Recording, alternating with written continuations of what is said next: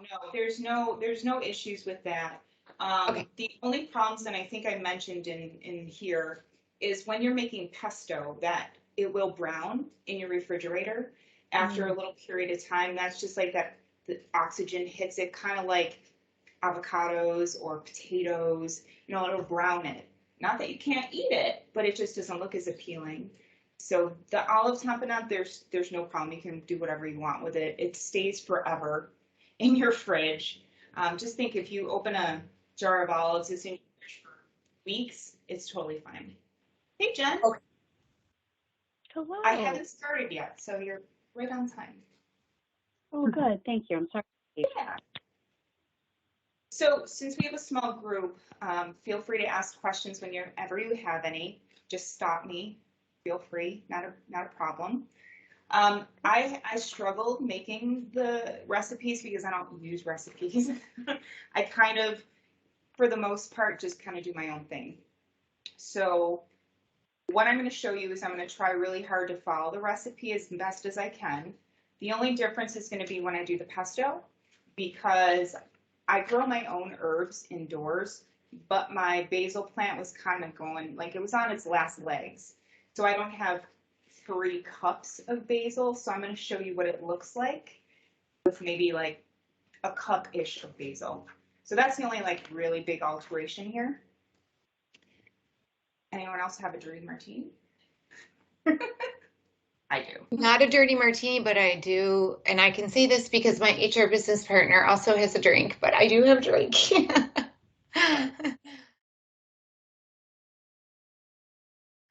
All right, Yes, so absolutely do it. what we'll start out with is the olive tapenade. And this is one of my favorites because honestly, it's so versatile and you can have this stuff in your pantry. So if somebody just comes over last minute, you can literally throw it in your food processor. And I highly recommend getting one of these tiny little choppers. I use it constantly. And with that, you can really do everything, small batches of items. So with the olive tapenade, like I mentioned, have crackers in your pantry, have maybe some baguette bread when you're having people over. It's a huge hit. I know my brother probably eats most of it whenever I make it.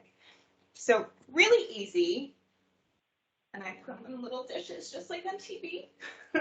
So we've got green olives, cheapest green olives you can get, but obviously you can use whatever you have. I've used better olives, I've used Kalamata. They're very salty, so that's why I kind of put the black olive so it's not quite as salty, plus it makes it look prettier. So all you need to do is just plop in those green olives, plop in those black olives. Now it's totally up to you if you want to add garlic powder, real garlic.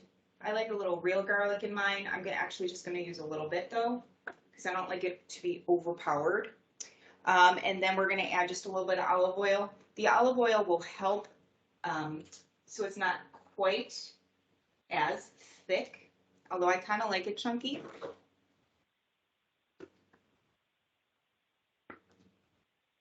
So we're just going to pulse that.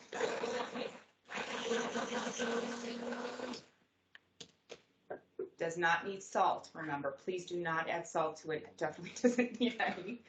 But I will add pepper. I am a big proponent of grinding my own pepper, even though my arm is probably way more muscular than it needs to be because I literally love pepper and I just sit there and grind it on every dish that I make pretty much.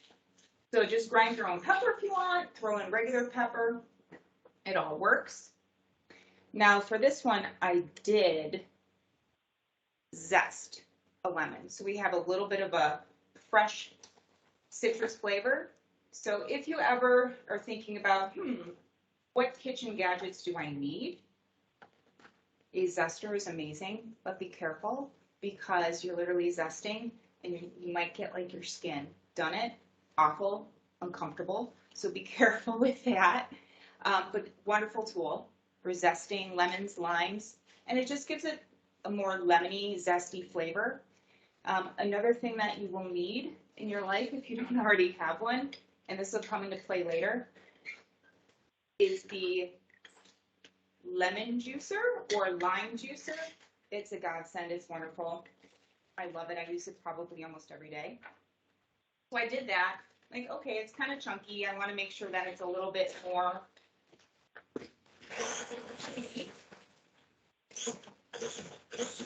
And obviously you can use a bigger food processor. You can chop it by hand, but that sounds terrible. I hope you all That is have a super cute little food processor. Where, like, what brand? Where did you get it? It's a Ninja. Oh, So I got it, I think at Target a few years ago. You can definitely get it on Amazon, but I think it's a little more expensive. I'm not sure if like Walmart or somewhere has it, but definitely, I think I paid like 20, 25 bucks for it. And I use it almost every day. It's just amazing. And I use it for everything. Now it's not going to burn out. I mean, it could burn out if you're doing like maybe like an almond butter or something in it. So it's really meant just to kind of chop and do it really quick. So onions, maybe if you've got green peppers or something you want a little smaller. God, it's a godsend. It's wonderful. So the consistency that you want to have, and this definitely needs more olive oil. So this is so weird. If you can see it, it's kind of yep, chunky stuff. yep. So you may want to add a little more olive oil to it. I just kind of eyeballed it. You can do that. I don't always put olive oil in it because I kind of like it a little chunkier and a little drier. But if you have it for a party or, you know, for a spread on crackers or whatever, you're going to want it to be a little smoother. So just add a little more olive oil to it. Also, another addition that's great is if you've got cheese here. So this is a little bit of Romano cheese. Sometimes I add it, sometimes I don't. It just depends. But if you want to, you can add Romano or Parmesan cheese to it. Again, a lot of salt flavors, but it does add a little bit more of a zing to it. So that's really how you do the olive tapenade. But one great addition to it, cream cheese. So let me just split this up and then I'll show you what that looks like. Hold on. I need like the magic of TV to like pause.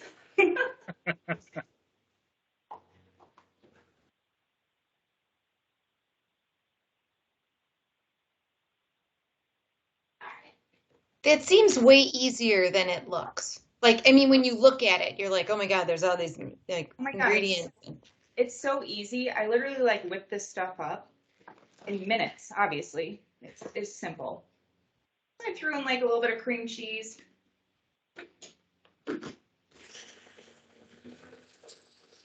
Shannon, if you use cream cheese, should you use less olive oil or doesn't it matter? You know what, honestly, I probably wouldn't even put olive oil in it if you're using cream Oh, cheese because it gives you like that creamy consistency and you're just adding calories. oh. Yeah, so I would just skip it.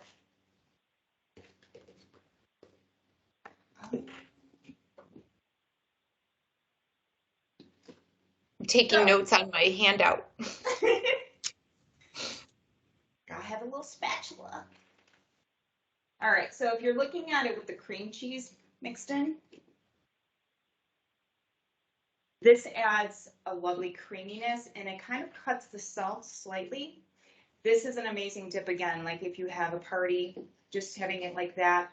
Another hint also, if you take this, throw it in a bowl, add some Parmesan cheese, maybe a little more garlic, put it in a baking dish, and have it as a hot dip. Awesome. So you can serve it with tortilla chips or, again, crackers, whatever you'd like. That is a winner, too. I've actually made a dirty martini dip, which is pretty much this. So you literally put a little vodka in there. And it gives it that sort of little bit of a vodka flavor, which is kind of fun. And I put it in a martini dish, a martini glass. So when you actually serve it, it looks kind of fun. And then you put like the little breads or the little crackers or whatever around the glass, except you're going to use a real martini glass. Can you do me a favor, Shannon? Two things. Can you show me that? Can you show me what that looks like in there? Yeah. Like with the cream cheese? Yep. I'm a visual learner. I know it's so weird. Okay. You see it? Yep. So then you said if you wanted it hot, because I'm taking notes, hot to add how because I'm a recipe follower, like how much Parmesan cheese would you suggest? So if you're looking at this recipe, which is obviously I just halved it, you're probably looking at about, let's say, a half cup Parmesan. Okay. And then I would also add mozzarella to it. So maybe about a half cup or so, 3/4 a cup of mozzarella to give it that cheese dippy kind of thing that you have with like a pepper dip or artichoke spinach dip, something like that.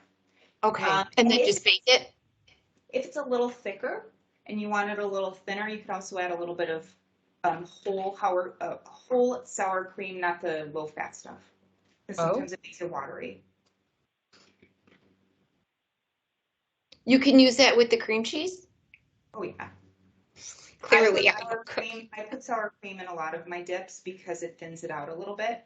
Because sometimes sour cream, while I love using it in like a lot of things, I use the light sour cream as well. So that makes a little bit of a difference from a calorie perspective. The low calorie sour cream though, cream cheese, I'm not sure if I said that, but the low calorie sour cream is it's a little more watery, and I feel like it kind of takes away the flavor a little bit in your dip. You could also use whole milk Greek yogurt too. I use that in a lot of dips as opposed to sour cream. Oh, okay. Thank you. Mm-hmm. Any questions on that?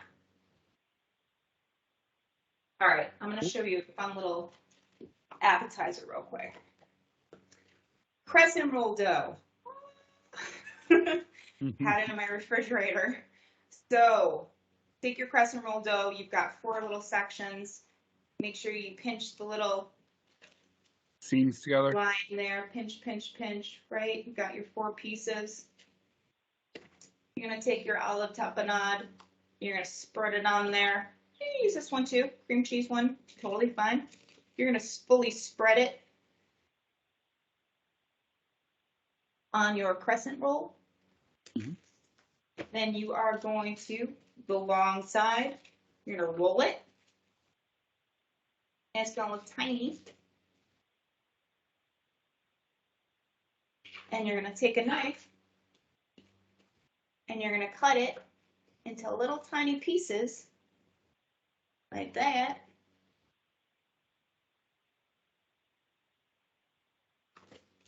And I'll show you the after in an email because I have to cook it. But it's basically making a little pinwheel. So on your recipe, you're going to see these little pinwheel things here. Mm-hmm. It's the easiest appetizer ever. So you've got your olive tapenade, you're sick of eating it.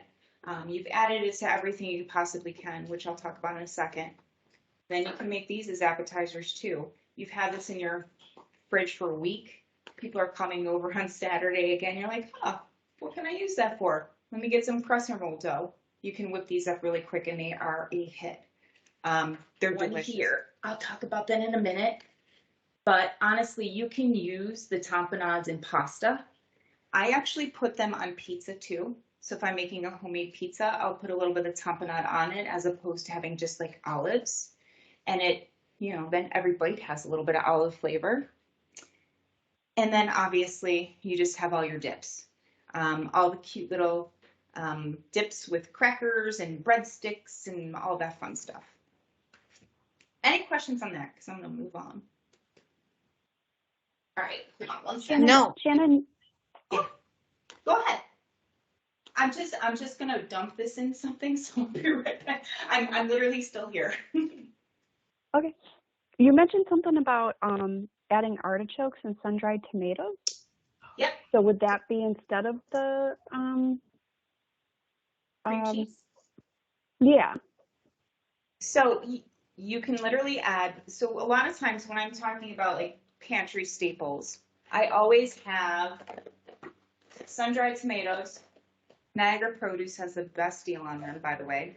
This is probably a quarter of what was originally in here, $2.64. One of the best places I've found to get them.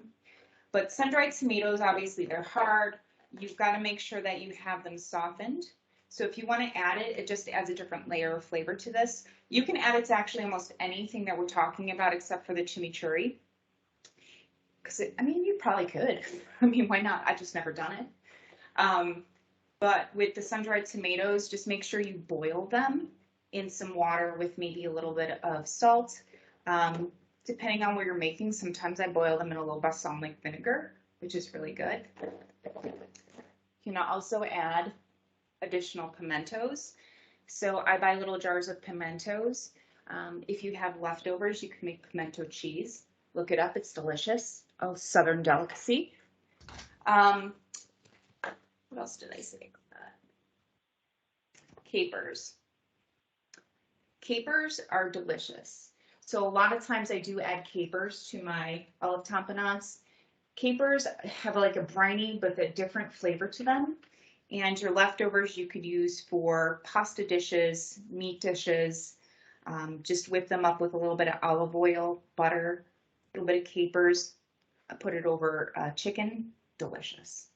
So yeah, you can add artichokes, you can add capers, you can add diced pimentos, sun-dried tomatoes. Although usually the sun-dried tomatoes I put in other dishes, but you can definitely add them here too. Oh, there it is. I'm like, where's that? All right, any other questions on that one? All right. Easiest thing in the world is pesto. And honestly, you can make pesto out of almost anything. One example, arugula. I love arugula. It's my most favorite like salad leaf, I guess. I actually use this to make pesto all the time. If I have some leftover that's getting a little wilted or just doesn't look as good anymore, I will make it into a pesto or I'll put it into a soup or something and it's delicious. You can also fry arugula and throw it on pizza. It's really good if it's getting wilty. So this is where I don't have the exact amount that I put in the recipe. One hint. So if you've got a lot of fresh herbs, you can actually keep them really fresh by putting them in a wet paper towel and then wrapping them in saran wrap or put them in a baggie or something like that and throw it in the fridge. And it stays really well for a while. I would say up to a week, week and a half. After that, it starts losing its flavor. It's not as good. So that's definitely an option. Keeps it really fresh. Or you can sometimes leave it in a glass of water in your fridge. That also works for a few days. So one thing about basil, if you grow your own or if you buy one of those plants at Wegmans or Tops, when you're growing it, once it starts getting really big, make sure that you cut it and prune it. That'll actually help it to grow more. And once it gets to the point where it's starting, and I don't know if you guys are going to be able to see this, it starts getting like that little flowery thing on it. Yep. Can you see that? Yep. That means that it's actually flowering and it's starting to get bitter. So make sure that when you start seeing your plant do that, chop it off. Keep doing that to make sure that it keeps growing and producing for you. Because once it starts flowering, it gets very bitter and almost like a little bit more of like a licoricey flavor. And sometimes you don't want a licoricey flavor in your pesto. There are Thai basil plants and things like that that are meant to have a little more licorice flavor to it. Your sweet basil shouldn't, and your pestos really shouldn't. So just be cognizant of that and just chop it off every time, and you'll have beautiful basil for quite a while. All right, so I gotta look at my recipes. I don't follow recipes. All right, so with this one, we are going to not use pine nuts. So I don't have pine nuts most of the time. So what I do is I will roast different types of nuts and I'll keep them in little mason jars. So I have roasted almonds, not as great in pesto, but it's an option for different things that we have today.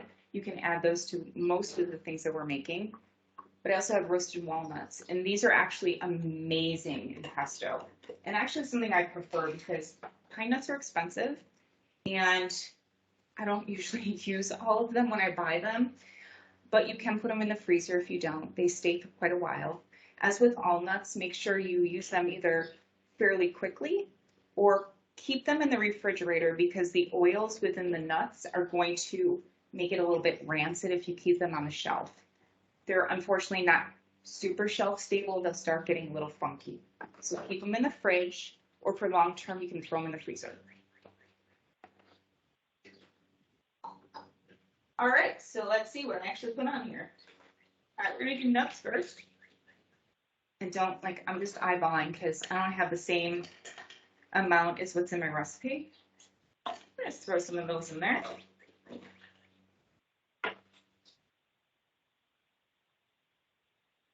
Yeah, we're gonna do a little bit of salt. Favorite salt is kosher salt, although it's got all sorts of salts. I got probably too many types of salts in my house. Sea salt and blah, blah, blah. But we're gonna do kosher, so we're just gonna put some salt in there. Then we are going to garlic it up. There's my garlic.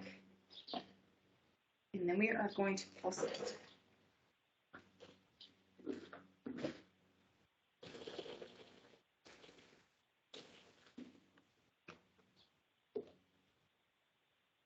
As you can see, I have a big mess in there, but it pulsed it really, really quick. If you don't have one of these, get one. All right, then we are going to put the basil in. And it's okay if you have some stems. I wouldn't put a ton of stems. You're not really meant to be stems with basil. When you're looking at other herbs like cilantro, parsley, using some of the stems is totally fine. The flavor is exactly the same. Just doesn't look as pretty. So I'm going to pulse that up.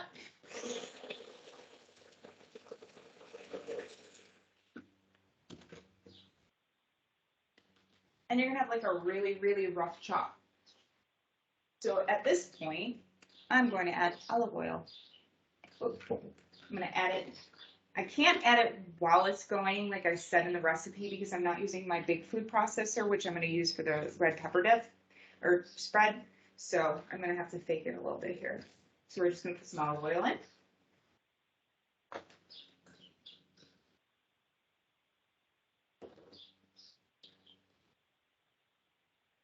On my thumb of pepper. Gotta get my pepper in there.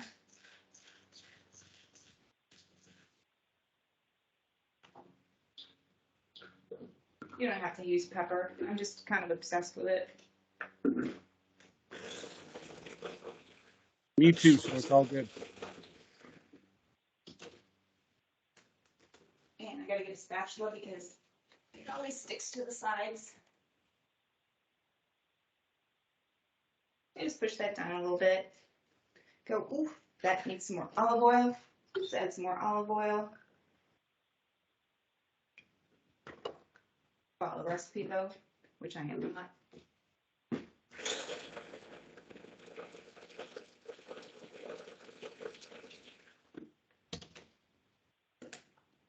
All right, so I'll show you what this looks like. And at this point, you can definitely add,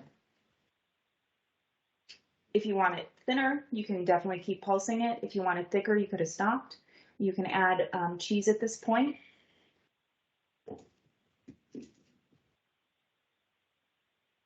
If you want to add anything else to it, like I mentioned, you can add, well, we already have that in there. I think that's really all you should add to your pesto, to be honest. Pesto has a delicious flavor in and of itself. So if you want to add Romano cheese at this point, you can do that.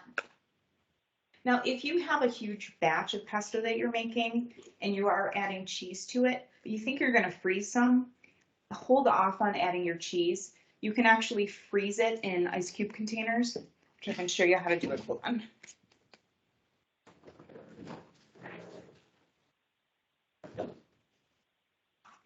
I have these little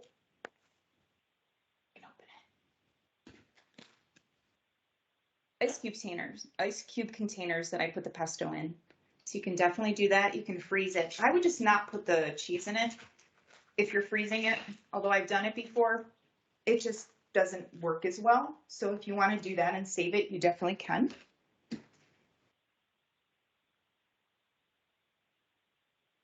So how it is right now, you can use it for just a little spread on a baguette bread, put a little fresh mozzarella, maybe a little tomato on it. You can put it on pasta.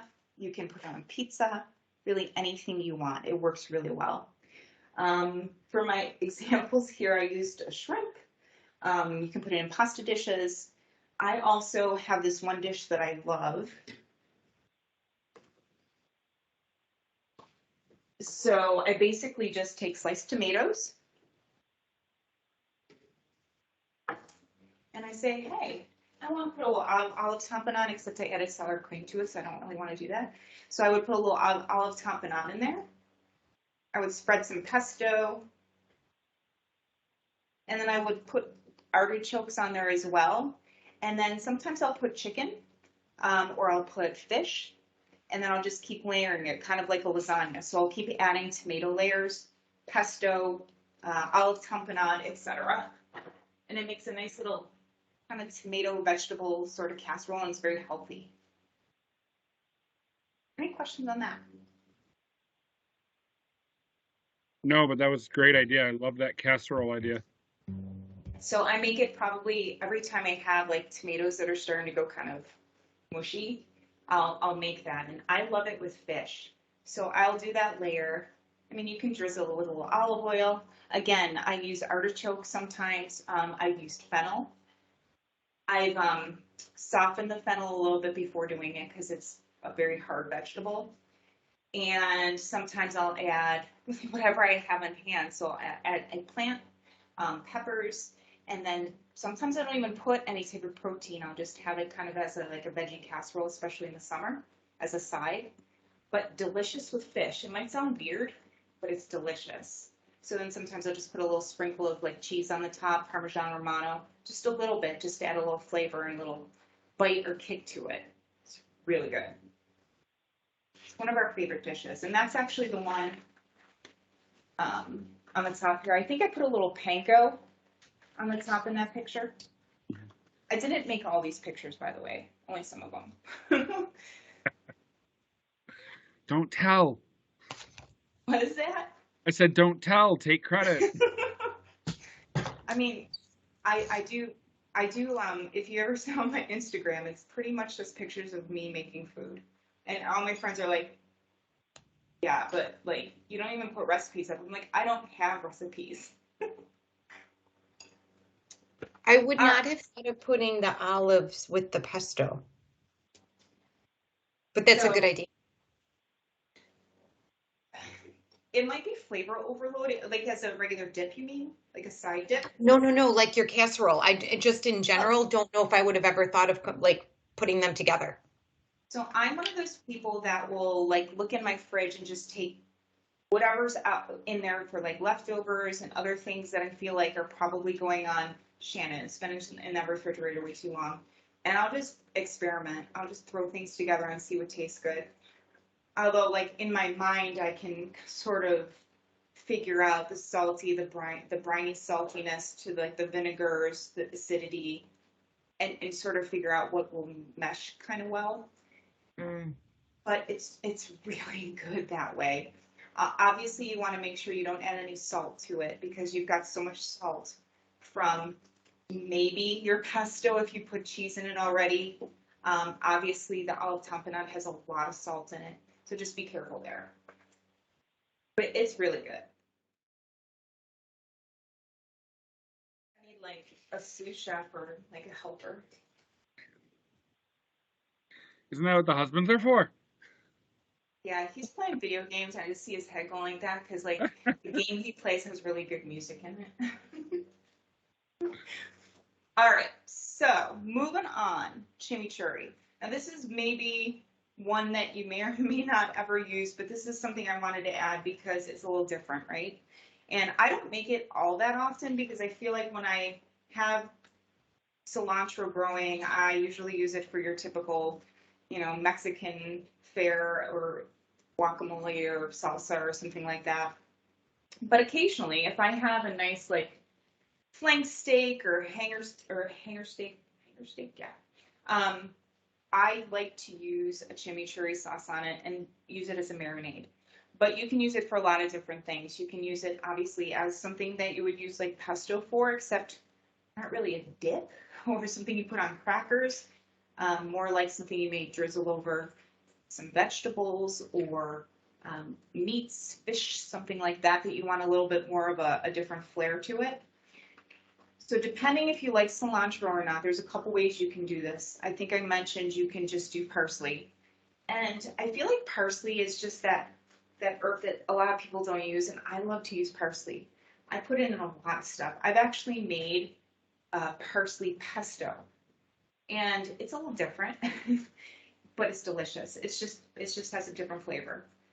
Still really good. I still like the basil one better, but it's tasty. So with chimichurri, I actually have, oh, look at this, got some red onion. So about a quarter cup. Oh, that's so strong. And we have 2 garlic cloves. I'm actually going to use this roasted garlic. Have you ever roasted garlic before? It's the best. So what you're going to do, you're going to cut that top right off the garlic. You're going to keep it in that garlic clove. You're going to put it in your oven, toaster oven, whatever you have. You're going to drizzle it with olive oil, salt, pepper. You're just going to close it up in that foil. Depending on the size of your garlic clove, half hour, 45 minutes, an hour, it'll come out like this. You can literally just squeeze out the garlic. You can use that garlic as a spread. You can literally just spread it on toast, put some mozzarella cheese on it. Not toast, baguette bread or French bread, and it's delicious. Shannon, what temperature would you cook that at? I would do 350, just your normal standard Okay. oven temperature. This one I put on for maybe, and it was a smaller clove. I think I put it on for 40 minutes, and it's perfect. It looks amazing. What was that? Looks amazing. It's so good, and the smell in your house, it's amazing. It probably smells better than it even tastes, but it makes your house smell amazing. All right, so we got a cup of cilantro. So I just have some cilantro here. I don't know how much cup is, so I'm just gonna really chop a little bit up here. It's about a cup. Again, remember I don't measure anything. And we'll throw a little bit better in there. There we go. And then we also had about a half cup of parsley. So I just want to chop that up because I have a lot of stems in there. For some reason, they don't always get chopped up as nice. So we're going to throw that in.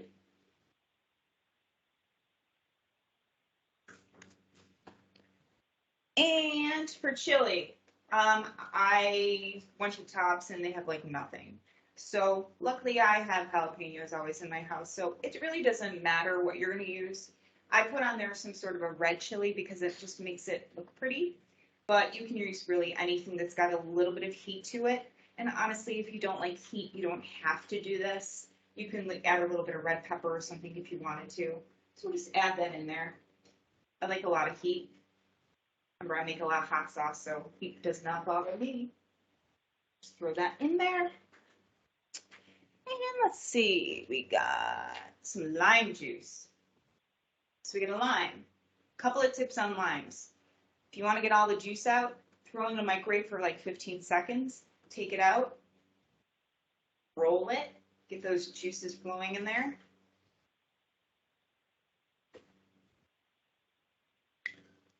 Yep.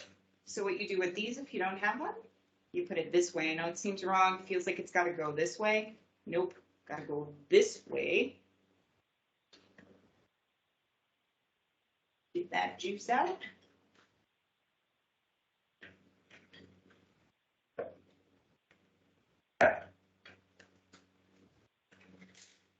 Play it by ear. I mean, I like a lot of lime, so maybe that's a little bit more than my recipe. But again, it's really hard to put a recipe together because I kind of just eyeball everything. All right, red wine vinegar. This gives it the kick. It gives it a little more acidity than just the lime juice. Plus, it helps if you're using it as a marinade. The lime juice plus the vinegar will help tenderize the meat.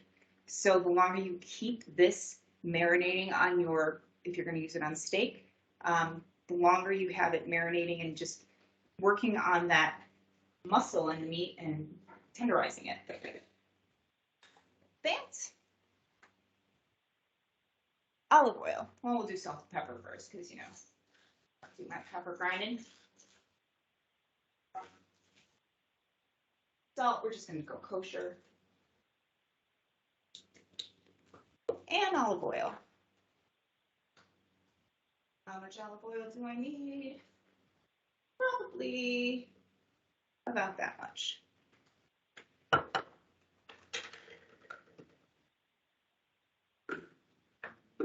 And then we are going to pulse it. Now with something like this, you don't want it super thin. You don't want it just creamy. You want it a little bit chunky because you want that flavor and you want it to look pretty, especially if you're putting it on top of something. So even if you use it as a marinade, you could also marinate it, cook your steak, cook whatever your fish or whatever, and then you can even drizzle whatever you have remaining over it, which is awesome. And it tastes a little more fresh, obviously, because it wasn't cooked. So a little more olive oil. And play it by ear. You want it to be a little more liquidy because it's not a dip.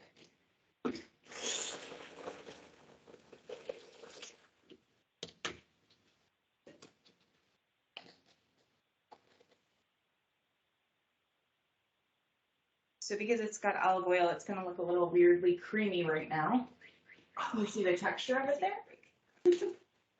So I didn't have flank steak, but I have a piece of sirloin in here. So I am literally just going to take this and dump it in this bag.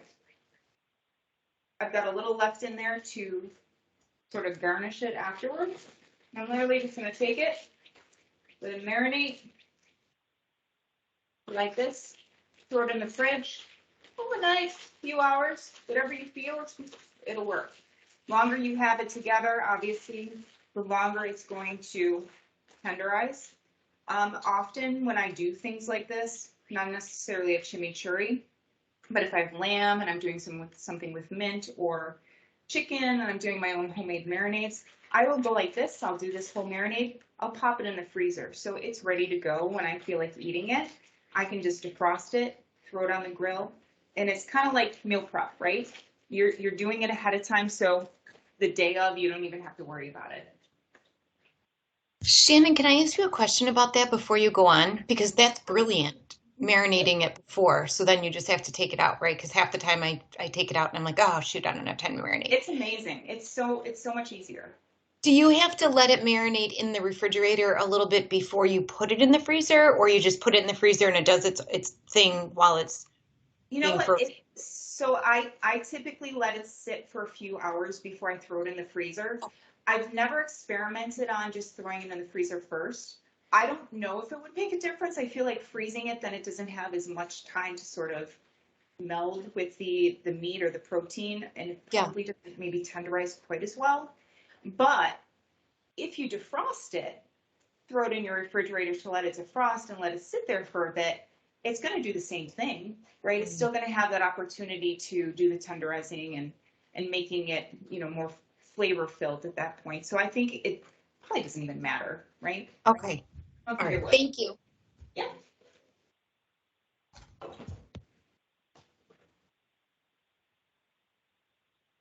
All right. I dripped on my recipe. Darn it. And I never wear an apron. I just thought it would be fun for this. I only wear it once a year on Christmas cookie day. I usually just make a mess of myself and wipe food all over my clothes. All right, so moving on. This is one of my favorites because it's so easy to do and it's delicious on like everything. All right, so the red pepper spread. So I love adding different things to this one because I feel like you can be very creative. I love peppers, sweet, hot, doesn't matter. And you can really add a variety of different types to this, depending on what you're doing with it. So I had some yellow peppers that I ended up roasting. And to make your own sort of roasted peppers, like in the jar type, all you need to do is take your peppers, slice them, put them like skin side up, broil them till they're blackened and charred. And then what you do is throw them in some plastic wrap, let the humidity and the moisture do its thing, and it'll help you to peel off that skin. It's so much easier. So you literally just have the pepper itself. Leave a little of that char on there though, because it does kind of give it a little bit better flavor. For this, I have some peppers already in there. So this is your typical jar, 16 or so ounces. I'm gonna add just maybe half of it. And by the way, this stuff is awesome, like on pizza. Throw it in some salads. It's delicious on really anything.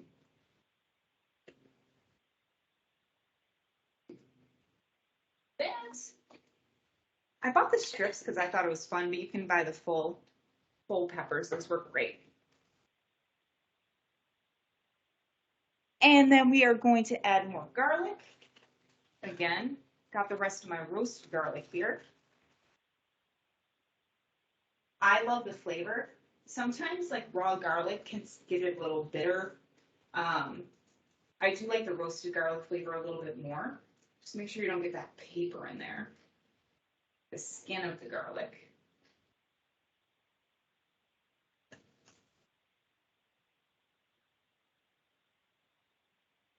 And we're going to use some lemon juice. A little bit.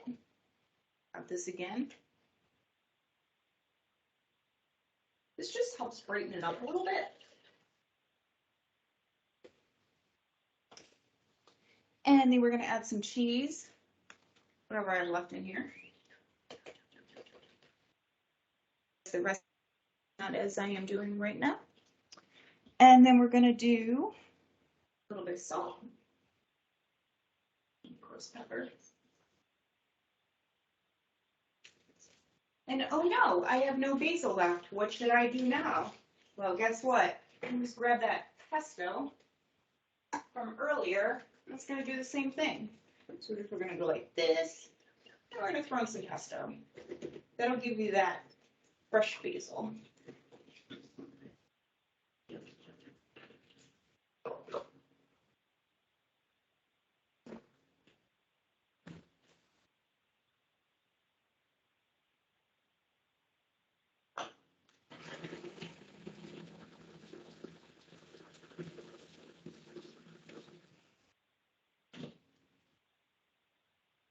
And it's chunky, and that's not a bad thing if you're using it for pasta.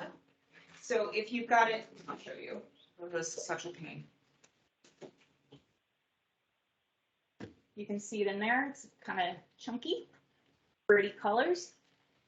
That's delicious on fresh pasta, ravioli, gnocchi, anything like that. Have fresh pasta on there. Throw a little bit in that. Mix it up with a little bit of pasta water. And then sprinkle it with a little more cheese on the top, Parmesan or Romano cheese. Delicious. You can also spread this again, baguette bread. Have it a little toasty already, because you don't want it to get soggy. Put a little spread of that, a little fresh mozzarella cheese. Delicious. So we're going to do it a little bit thinner. So if you're going to have it as a spread for crackers or for if you've got a platter with different breads and things with your pesto and your olive tapenade, you're going to want it a little thinner. It's a little harder to spread when it's that chunky.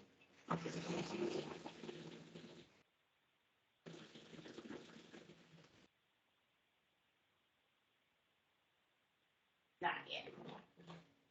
No, high.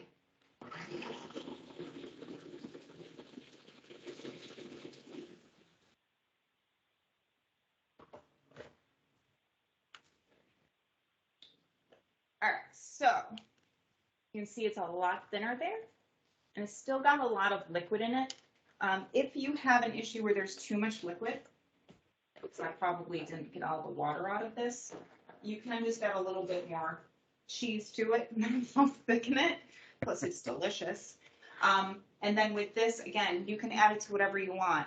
Remember that lovely tomato dish? You can add a layer of that if you wanted to it, or sprinkle it on the top. One other thing that I do add to that tomato dish that I failed to mention earlier, balsamic vinegar. I like to add a little sweetness to it. It sort of counteracts the salty brininess of the tapenade as well as the pesto. and it complements it really well. So that's another option too. So with this, I've used this, I've thrown tomatoes in it and made more of like a sauce. Literally threw it on the stove and started heating it up like a pasta sauce. I've of course put it over fish. I've actually done like a risotto where I've put it on top of like a lemon risotto. I've done it on top of like polenta. So if I make fish, I'll do a very basic polenta, not a lot of calories. Put that down with a little bit of this on top, or perhaps the fish and then a little bit of this on top to make it pretty, and a little sprig of parsley or basil on the top. It's beautiful.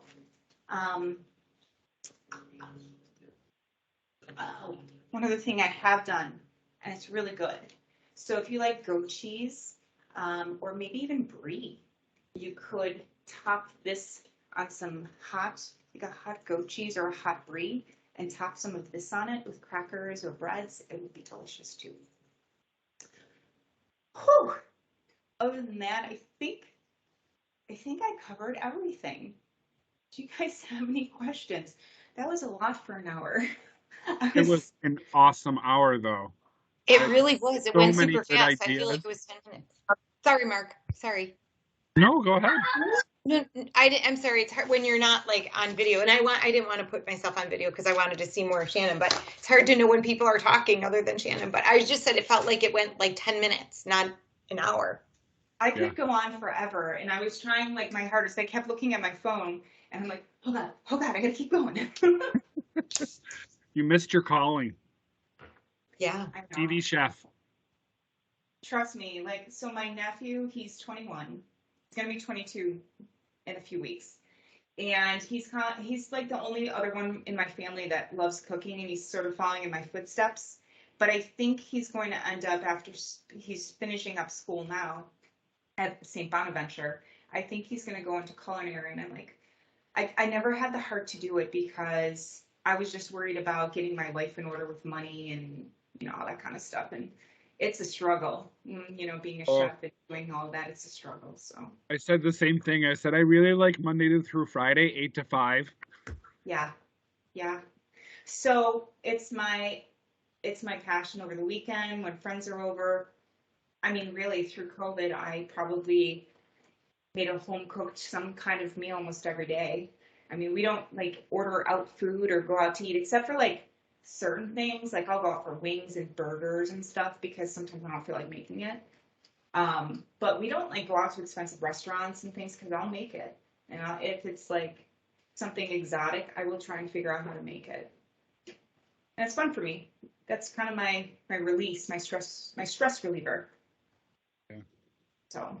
Well, fantastic job. Great hour. Loved the recipes. Loved the demonstration. If you guys have any questions like after, or if you're starting to make something, you know, give me a shout. I'm happy to help give you more ideas. Like I said, all of these different things, I will, like, we have a couple friends coming over tomorrow. I'm probably going to figure out something to make with all of these leftovers for them. Some kind of appetizers or dishes or something we can have that'll be fun.